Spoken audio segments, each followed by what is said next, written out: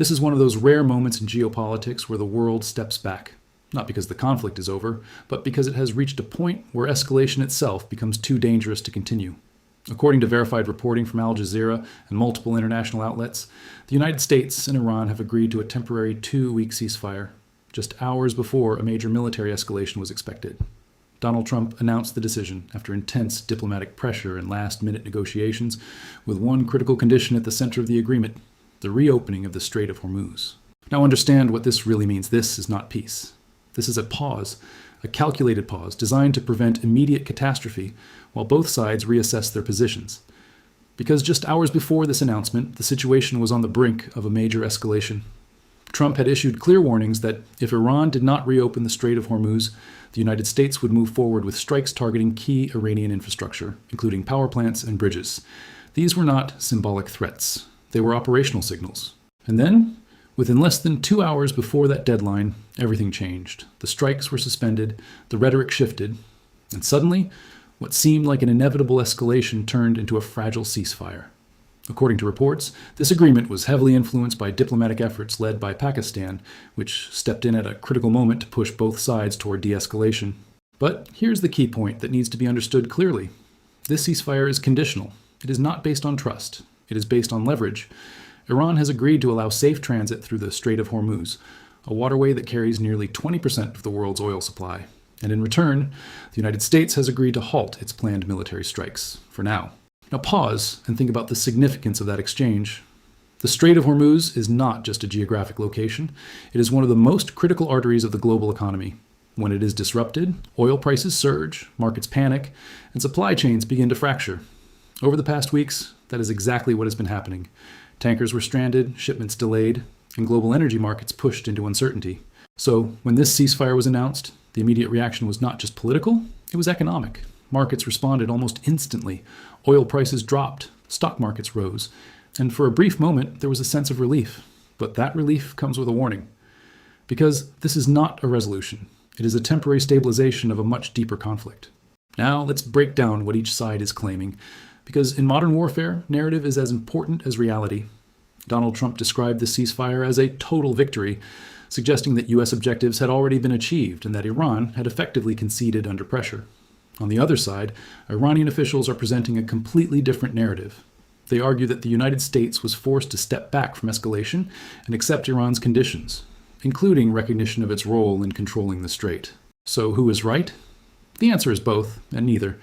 Because what we are seeing is not a clear victory, but a negotiated pause where both sides are trying to claim strategic advantage. This is classic geopolitical positioning. Each side frames the outcome in a way that strengthens its domestic narrative while maintaining leverage for the next phase. Now, let's talk about what is happening beneath the surface. The ceasefire is not just about stopping attacks. It is about buying time. Time for negotiations, time for repositioning, and time for recalculating strategy. Reports indicate that further talks are expected to take place in Islamabad, with the goal of reaching a more permanent agreement. But here's where things become uncertain. Because while the United States and Iran have agreed to pause direct confrontation, the broader region remains unstable. Other actors are still involved, alliances are still shifting, and the underlying tensions that led to this conflict have not been resolved. In fact, if you look closely, this ceasefire reveals something deeper about the nature of modern conflict. This is not just a military struggle. It is a battle of pressure points: economic pressure, strategic pressure, psychological pressure, and both sides are using different tools to apply that pressure. The United States has relied on military threats and economic leverage, using the possibility of large-scale strikes to force negotiations. Iran, on the other hand, has used geography as its primary weapon. By controlling access to the Strait of Hormuz, it has been able to exert influence far beyond its borders, affecting global markets and forcing international attention. And that brings us to the most important question: what happens next? Because a 2-week ceasefire is not a long time. It is a window, a narrow window where decisions will be made that could either lead to de-escalation or push the conflict back toward confrontation. There are several possible scenarios. The first is that negotiations succeed. Both sides reach a broader agreement, tensions ease, and the region stabilizes. This is the most optimistic outcome, but also the most difficult to achieve, because it requires compromise, trust, and political will. The second scenario is that the ceasefire holds temporarily but ultimately collapses. Talks fail, conditions are not met, and the conflict resumes, potentially with even greater intensity. This is a very real possibility, especially given how fragile the current agreement appears to be. And the third scenario is perhaps the most complex, a prolonged period of uncertainty where neither full peace nor full war exists. Limited engagements, ongoing tension, a constant state of instability that affects not just the region, but the entire global system. Now, here's the critical point that often gets overlooked. This conflict is no longer just about the United States and Iran. It has global implications, energy markets, trade routes, political alliances.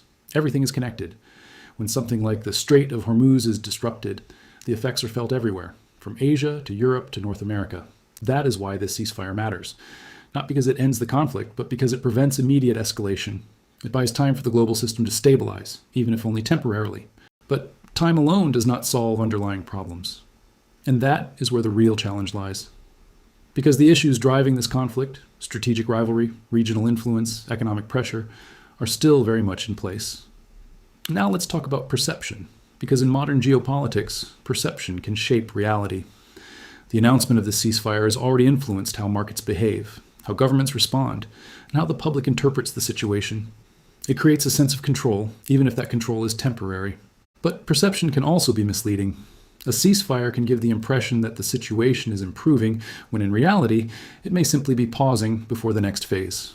That is why it is important to stay focused on verified information, not just headlines. And the verified information tells us this: the ceasefire is real, but fragile. The agreement exists, but is conditional, and the future remains uncertain. So, as we look ahead, the focus must remain on what happens during these 2 weeks. Are negotiations progressing? Are both sides adhering to the agreement? Are there signs of de-escalation, or signs of preparation for renewed conflict? Because in a situation like this, small developments can have large consequences. A single violation, a single miscalculation, a single breakdown in communication. Any of these could shift the trajectory of the conflict.